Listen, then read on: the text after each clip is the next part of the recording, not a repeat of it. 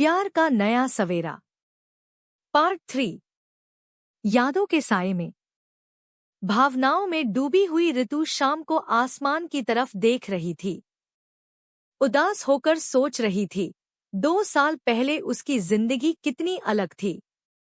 घर की सबसे चंचल लड़की थी वो, और आज हर चीज में उदासीनता महसूस होती है। अचानक किसी की आवाज से उसका एकाग्रता टूट गया। उसने देखा, सामने समुद्र खड़ा था। चिल्लाते हुए समुद्र ने कहा, क्या मैडम, तुम तो पिछले कुछ दिनों से गायब ही हो गई थी। फोन भी नहीं चेक करती हो। व्हाट्सएप की लास्ट सीन भी 2 दिन पुरानी है। ऋतु बोली, ऐसी कोई बात नहीं है, और मिलना न मिलना तो समय पर निर्भर करता है। कॉलेज की वजह से सोशल मीडिया पर एक्टिव रहना मुश्किल हो जाता है। आश्चर्यचकित होकर समुद्र ने कहा, अच्छा, मुझे एक बात बताओ, तुम इतनी सुंदरता से बैलेंस करके बातें कैसे करती हो? ऋतु ने आंखें छोटी करके बोला, जैसे सब लोग बातें करते हैं, क्योंकि मेरे तो 2 जीभ नहीं हैं। समुद्र जोर से हंस पड़ा, तुमने सही कहा, लेकिन तुम्हारी यही एक जीभ ही कमाल कर देती है। मुस्कुराते हुए ऋतु चुप हो गई।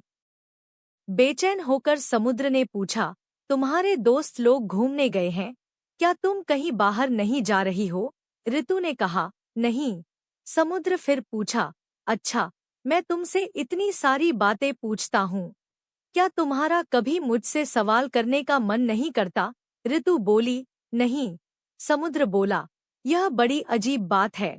तुम्हारा कभी यह जानने का मन नहीं करता कि मैं इतने सवाल क्यों पूछता हूँ? या फिर तुम यह भी बोल सकती हो कि तुम मेरे किसी सवाल का जवाब नहीं दोगी। मतलब, मैं यह कहना चाह रहा हूँ कि तुम इतनी सिंपल कैसे हो? मैंने कभी तुम्हें किसी बात पर उत्तेजित होते नहीं देखा। ऋतु ने हल्की सी मुस्कान के साथ उसकी तरफ देखा, फिर चली गई। करीब 7-8 महीने बीत गए। हैरानी की बात यह है कि समुद्र को ऋतु से आज तक कोई जवाब नहीं मिला। व्हाट्सएप पे जब भी फोन किया, उसने कभी नहीं उठाया, और मैसेज का भी कभी जवाब नहीं दिया। लेकिन सामने मिलने पर कई बार बातें हुईं। समुद्र कभी नहीं पूछा कि वह फोन क्यों नहीं उठाती या मैसेज का जवाब क्यों नहीं देती, क्योंकि समुद्र समझ चुका था कि ऋतु बाकी लोगों जैसी नहीं है। वह तभी जवाब देगी जब उसे सही लगेगा। जबरदस्ती कुछ नहीं हो सकता। आज समुद्र का पुराना कॉलेज के सभी दोस्तों के साथ एक पिकनिक थी। अचानक से प्लान बना और सब चले आए। लगभग 10-11 लोग थे। रात को सभी इधर-उधर बिखरे पड़े थे। समुद्र होटल से बाहर निकला और नदी के किनारे जा बैठा। समुद्र अपने अतीत के बारे में सोचने लगा। कॉलेज में उसकी पहली मुलाकात अर्नवी से हुई थी। अर्नवी एकदम परी जैसी थी। इतनी खूबसूरत लड़की समुद्र ने बहुत कम देखी थी। जब अर्नवी पहली बार कॉलेज आई थी, हर लड़का उसे ताक-ताकी लगाकर देख रहा था। अर्नवी और समुद्र क्लासमेट थे क्योंकि दोनों का डिपार्टमेंट एक ही था। अर्नवी दिखने में जितनी खूबसूरत थी, उतनी ही मिलनसार भी थी।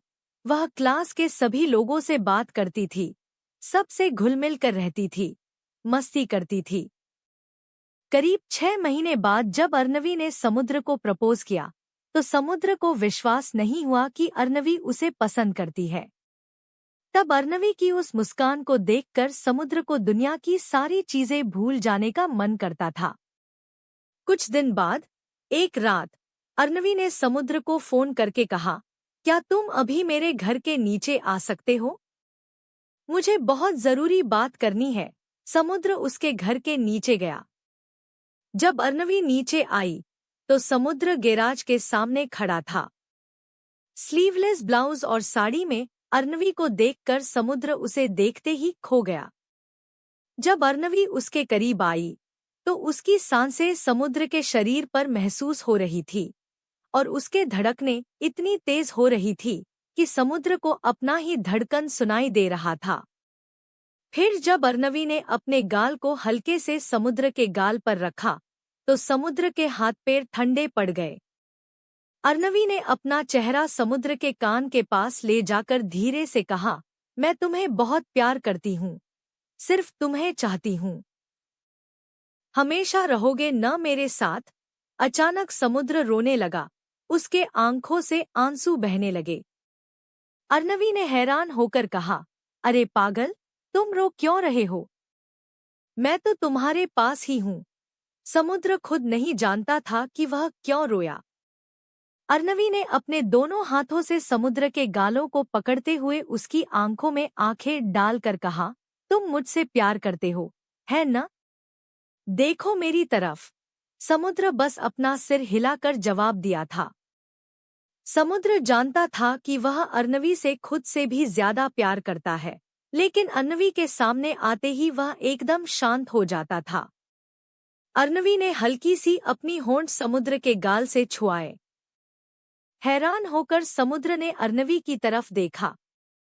अर्नवी तब समुद्र के सीने पर सिर रखते हुए कह रही थी, जानते हो, मुझे तुम्हारी बहुत याद आ रही थी, इसलिए तुम्हें बुलाया। और मैंने आज तुम्हारे लिए साड़ी पहनी है, बताओ कैसी लग रही हूँ? समुद्र हंसते हुए बोला, तुम बिल्कुल गुड़िया जैसी लग रही हो। अर्नवी ने हल्का सा मुस्कुराते हुए समुद्र को गले लगा लिया। पहली बार का वो गले लगाना समुद्र के लिए बहुत खास था। कहानी जारी रहेगा अगले पार्ट में। Thank you for watching Nixu clips. Please subscribe this channel and stay tuned for further video.